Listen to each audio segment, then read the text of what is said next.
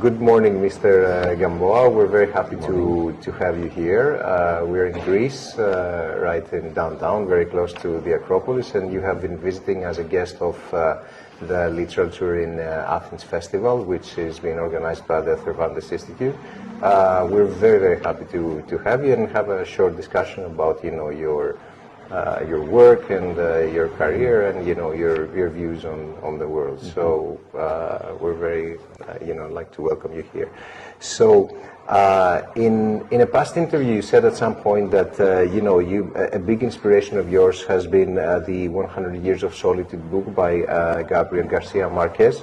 So what do you think?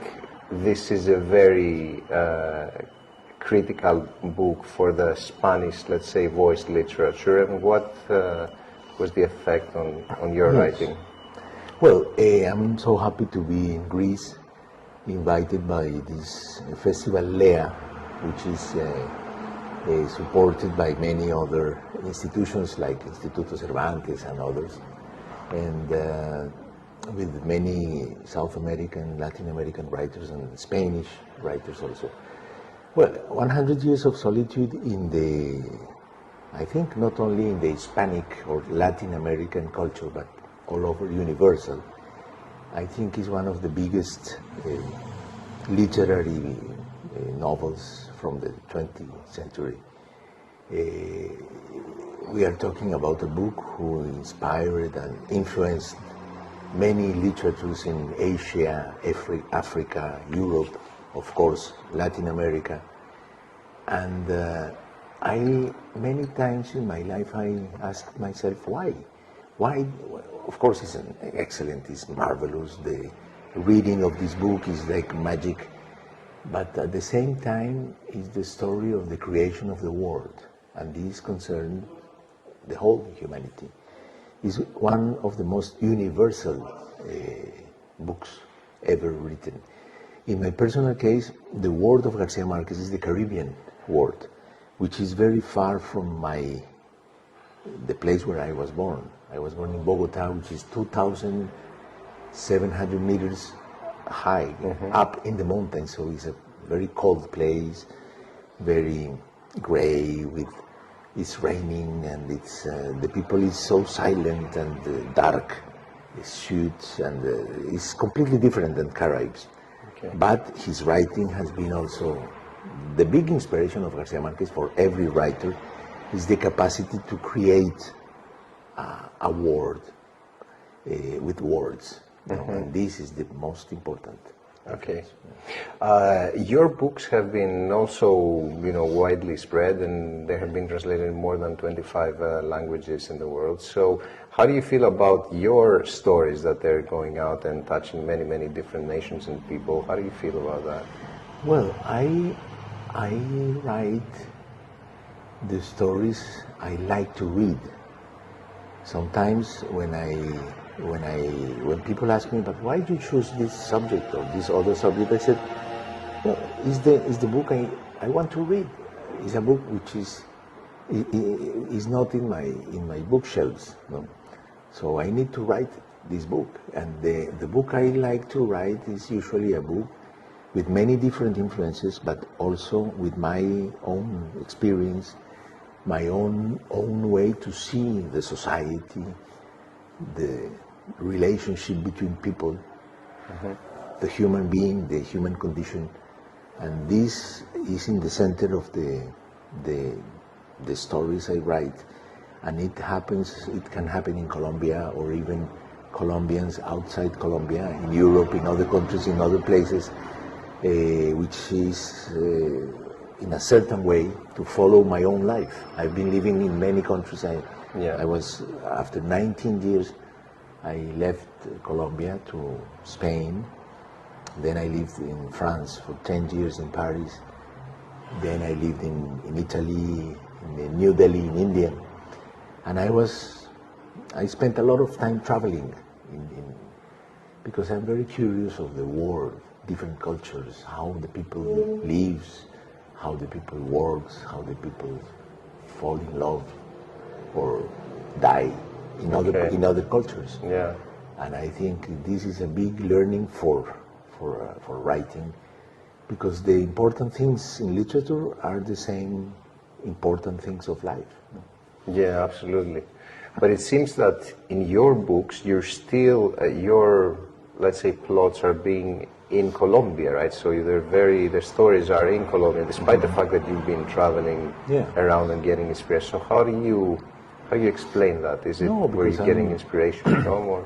No, of course I think it's very normal that a writer writes about the society who better knows, which is his own society. And also because when you belong to a place, even if you want to live and to live the whole of your life outside, far away from the place where you was born, that place continue in your mind. This society, this ambience, this atmosphere is related to your childhood, to your, when you become grown up, the place where you have your first love, for instance. I think we belong to that places. These are the most important places. Yeah. Then in the rest of the life you can live whenever. But that places, first important places of your life, belong, o sea, keep to be the same. And for a writer it's very important because, for instance, Bogota for me, it was my first city, the city where I was born. So other cities in the world, for me, are always compared unconsciously with Bogota. It's your point of reference. Yeah, it's my point of reference of what a city is. So sometimes I arrive to very different cities. I was once in Addis Ababa, in Ethiopia, and I felt strangely fine. And I said, why? This place is completely different, it's a culture. And 2 or 3 days later, I realized that Addis Ababa was at 2,700 meters up in the mountains.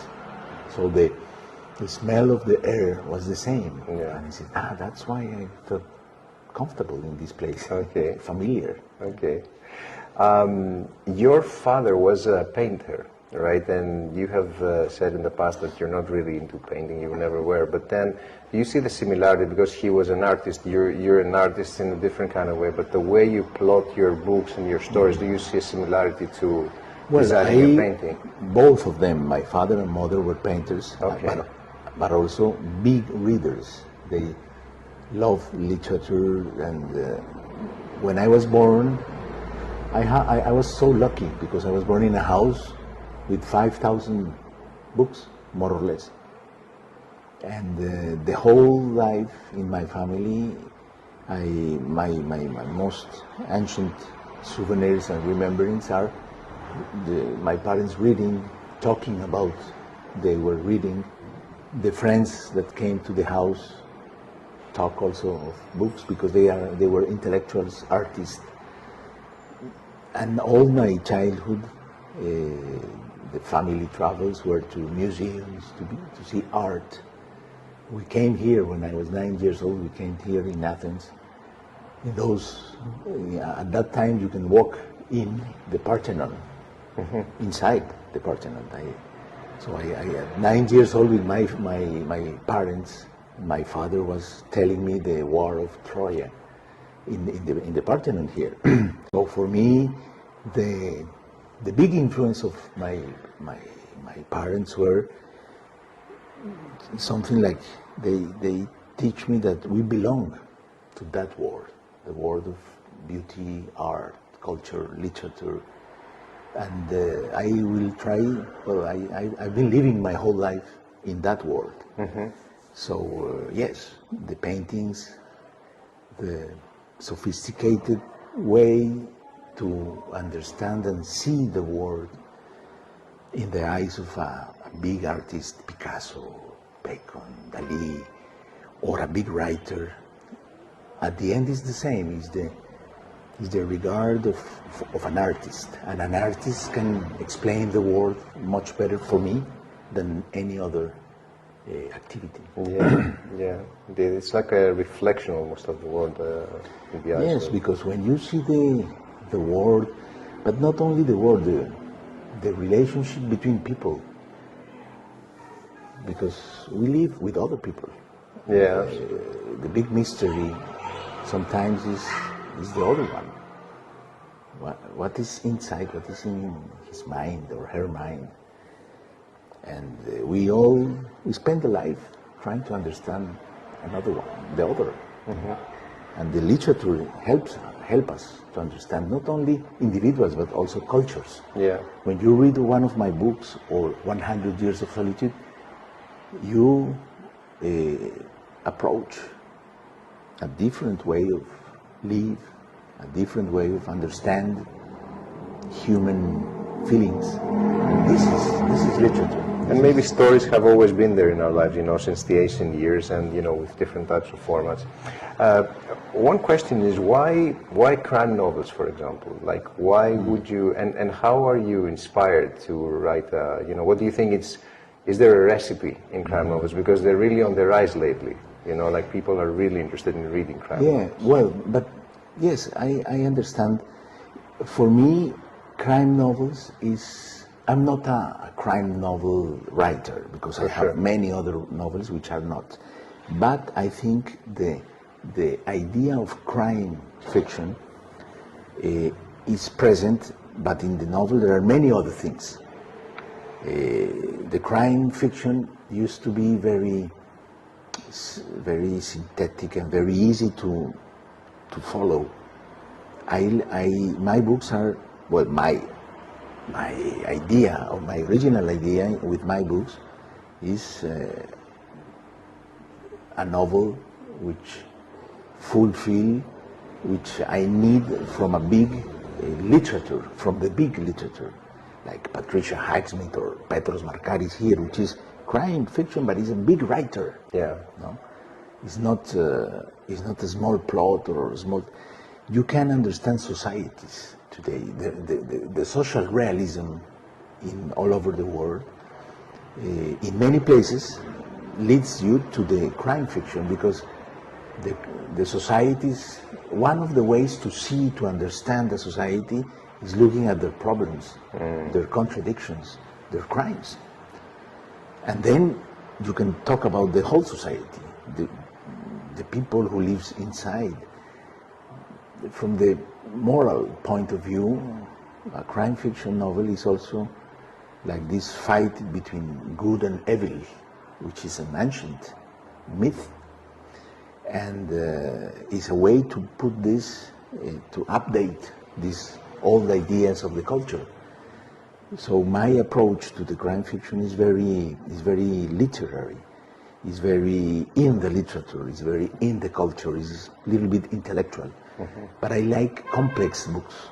So there is, of course, this regard to the society, but there is also the feelings of the people, the questions of desperate people alone, trying to understand why they are in this world, why they are in this situation.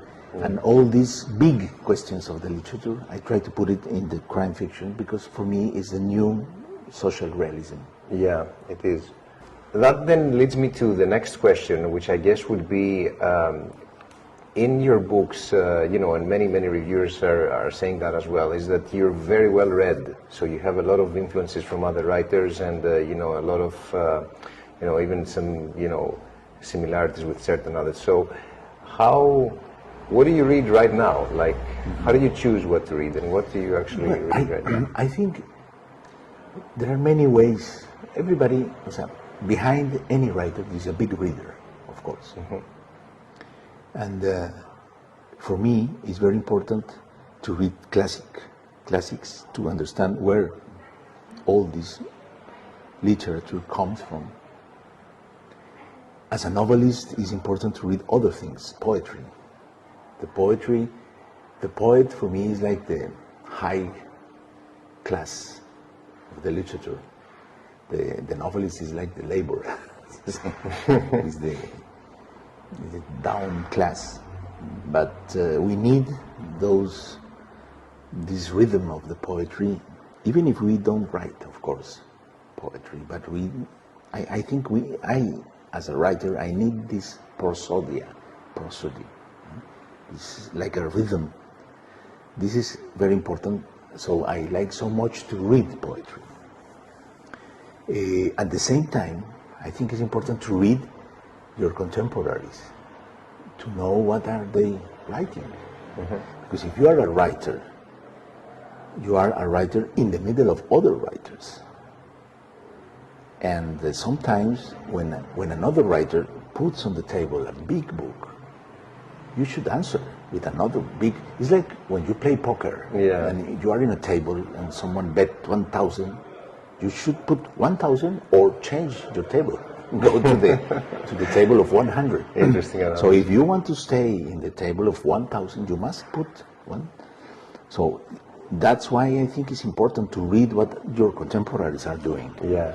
Because it's a way also to improve, to be influenced, to be part of a bigger,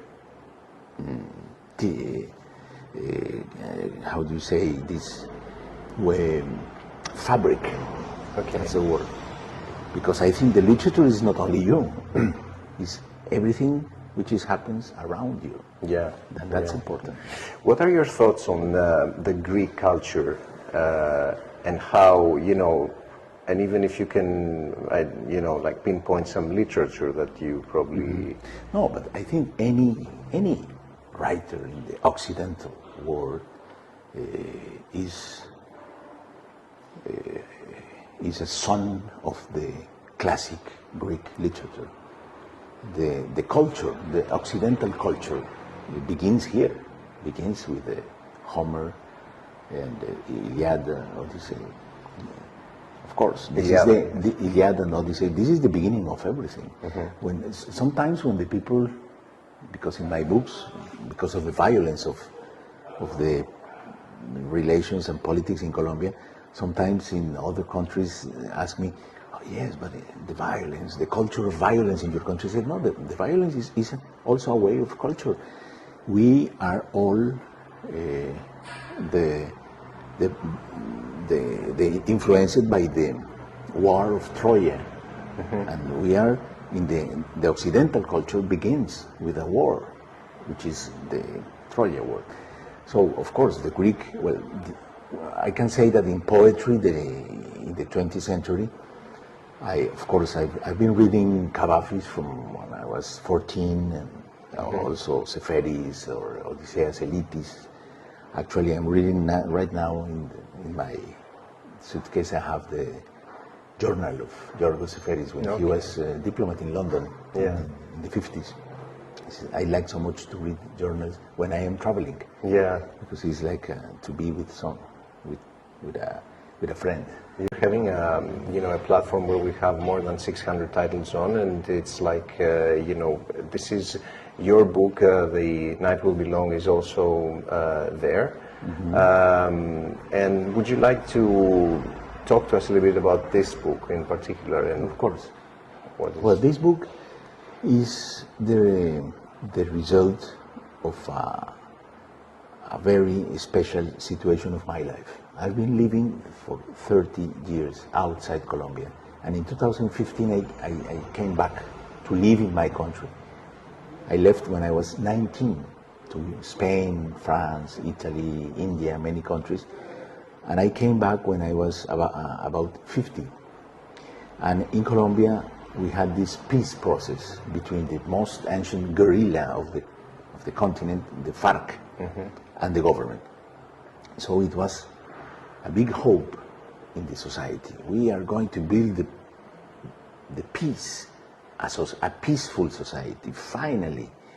And I said, I want to be there. I want to experience this in my own country. And so I went back with my family, and I started to learn to be Colombian, because I was Colombian outside Colombia since I was 19, but a Colombian in Colombia was strange for me. Yeah, I was all over the world. I was the Colombian, but in Colombia everybody were. So this identity, I lose that identity, and I needed to understand and to learn how to live in my own country.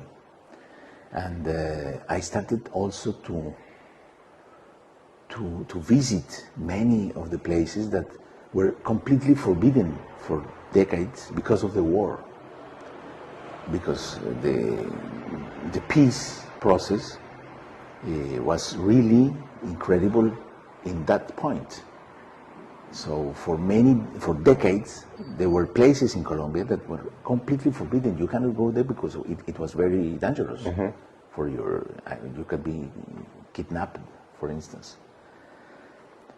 So I was visiting the whole country, and I was absolutely astonished with these big mountains, the colors, the nature. Everything was for me almost new. And this book is more or less the result of all this enthusiasm, but at the same time looking for new problems of the Colombian society after the peace process. And then the biggest concern for me was the presence of these evangelic churches, which are incredibly, here in Europe, these evangelic churches are not important, but in South America and in Africa, it's amazing how these churches are really influencing the people and having more and more and more people which they control. And politically, these churches are an expression of the right, extreme right politics. So they are partners with, for instance, Bolsonaro in Brazil, which is almost a fascist man. And 23 million of people in Brazil belongs to the evangelic churches, and the priest of these evangelic churches are partners with these politicians, and their behavior is like big bosses of politics, more than religious. And in Colombia it's the same. In Colombia they don't have, of course Colombia is a smaller country, but they have more between 5 and 7 million people.